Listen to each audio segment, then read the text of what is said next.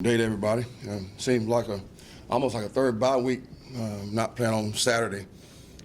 But it was good to have those 2 days away from it. Kids away from it. Got a chance to go spend some time with my dad. But very proud of the win. Good team, good players, found a way to win, and I thought we willed our way to victory last week. We knew we faced a tough team.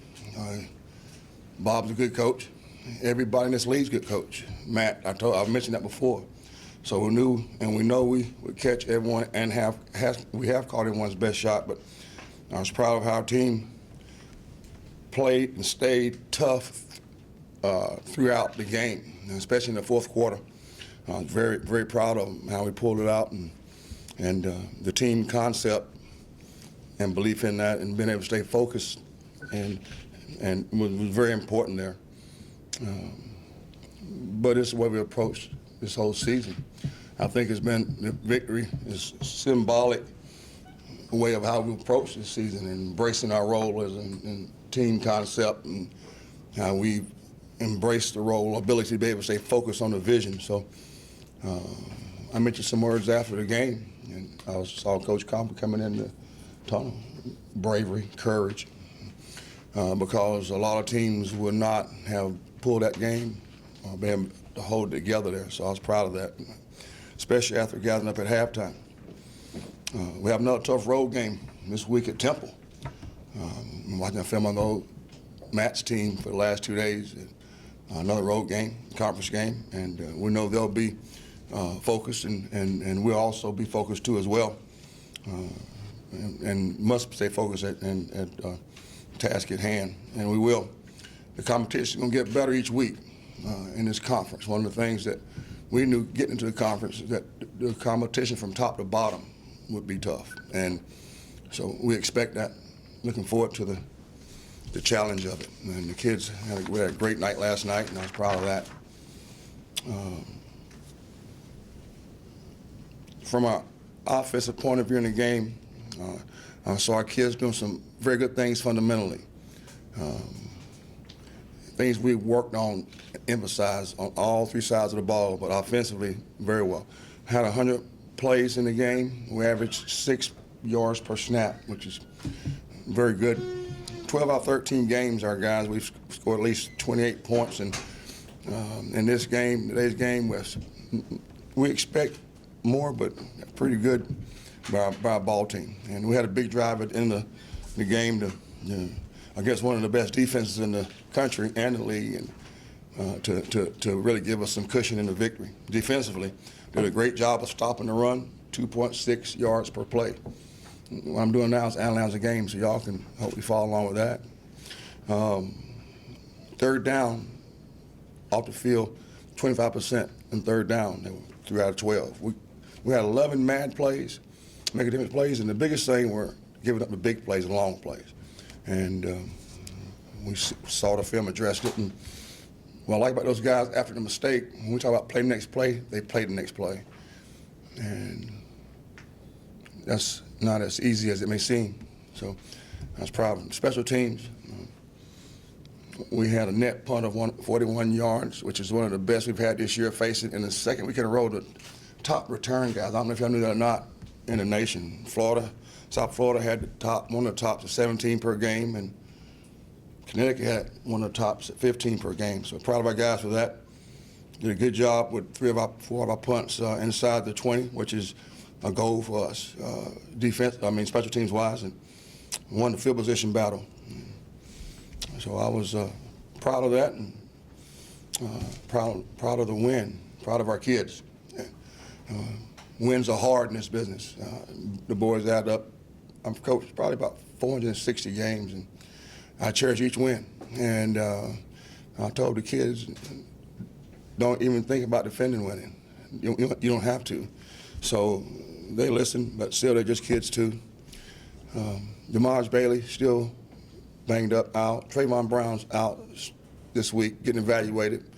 And the medical team will release him, just like with Jimmy Williams. When they're healthy, I'll play them. Even though Jimmy got a little mad the other day because we didn't put him in, but they're not going to play till they're healthy. I treat them like they're my sons, and they are. And I'm not going to put them out there till I think they're healthy, even if they release them. So Trayvon the same way. So he'll get reevaluated this week, and I'll keep you up to date. I think that's about it. You probably got the rest of them on there, don't you? Okay. Questions? But you already mentioned play the next play and the couple of big plays that the defense gave up.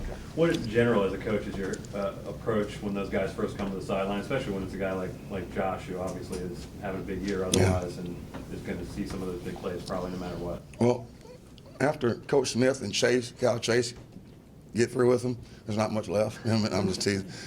You know what? That's the thing about it. They understand it because it's different. And I've been on a lot of sidelines. I've been in the box like 3 years of my career. I've always been in the field. This team, they want you to correct them. I call it, they have a coach me coach mentality. They really want you to coach them. When Josh came off, he knew he let the team down. So did Dietrich. So, but not because they're not going full speed. It's a technique thing. So he'll want, how can I do it? But maybe come out your break a little bit sooner, make you turn a little bit lower. They want to be coached. So with me, I get real close to them because in the game, I'll get after them a little bit, but in the game, it's not the time. Your job is to coach and teach them up, and learn that from my dad. Even though he was harder on me than the rest of the players on the team, I never knew why. During the game, he was not that way. He would correct me on things. So that's what we're doing. And Rick, they correct him too. Rick's a great teacher. Can you lean on your kids a little bit more during practice this week after a win where you didn't particularly play the best that you played all year? It seems like coaches can lean on kids and kind of get into them a little bit more after a win where they didn't play as good as they could. I thought for the first half we didn't, but when I analyze a game, I analyze it like this, Billy. I go, we're playing a tough UConn team who has one of the best defenses in the nation. It's tied 21-21 in the fourth quarter. Y'all with me right now. Y'all in my mind right now. I'm looking at that. Okay, it's 21-21, tough team, and we end up winning by 10. That's what I analyze. We push them all the time. I mean, even if we have a tough, because there's always things we can get better. We're catching everyone's best shot. We know that, but it's still going to be focused on execution. That's my emphasis, and the other one is the fundamental part of the game. Because right now, this part of the season, the execution, the fundamental part. That's on the field stuff that I will focus. The team, and making sure the team is at the forefront, and only worry about your teammates and the man next to you. Drown out the noise, because the negative and positive can affect it. That's very important for them. And staying focused on the vision. And it's Temple, but y'all already heard it before, but what? I'm worried about today, planning, and tomorrow. So we're always trying to raise that bar. And our expectations are higher than anyone, trust me. Anybody in picking any polls or games or anybody outside, they don't compare with what our kids expect of them. It's really, they expect a lot out of themselves. And so they push themselves as much as we do them. That's a good question. Well, we want to play our best each play. I like the fact that when we make adjustments, they accept them. They accept adjustments. I like the fact that if they do get down, they don't panic. If you make a mistake, they don't panic. They're disappointed because they want to do well. But I like the fact that we keep fighting, and our team, you don't see selfishness creep in, which is not allowed here. You don't see egos creep in, which is not allowed here.